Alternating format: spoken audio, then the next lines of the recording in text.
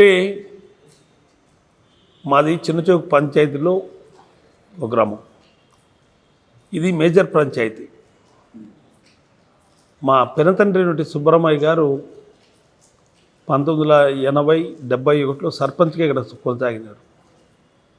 87లో మండల్ ప్రెసిడెంట్గా పోటీ చేశాను. ఓటమి చెందినప్పుడు నేను ప్రజాసేవ చేయాలి, నేను ఈ చించోక్ పంచాయతీ ప్రజలకు అందుబాటులో ఉండాలి, ఈ పంచాయతీలో ఒక మనమంటూ బ్రాండ్ వేసుకోవాలనే ఆలోచనతో సర్పంచ్గా ఈ ప్రాంతంలో నిలబడ్డాము. ఈ పంచాయతీ సర్పంచ్గా నిలబడినప్పుడు నేను రాజశేఖర్ గారి దగ్గర కావడము,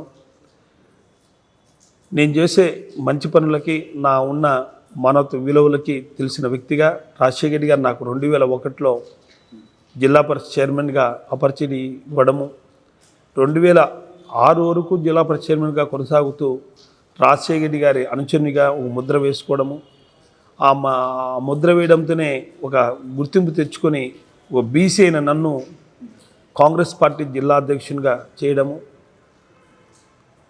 దాని తర్వాత ఆయన మరణం తర్వాత తన తనయుడైనటువంటి జగన్మోహన్ రెడ్డి గారు కూడా నన్ను దగ్గర తీయడము, వైఎస్ఆర్ కాంగ్రెస్ పార్టీ ఆవిర్భావ దినం నుంచి కూడా ఈరోజు కూడా జిల్లా అధ్యక్షుని కొనసాగుతూ మేయర్గా 2 పర్యాయాలు కూడా జగన్మోహన్ రెడ్డి గారు నన్ను ఎన్నుకోవడము నా అదృష్టంగా భావిస్తున్నాను.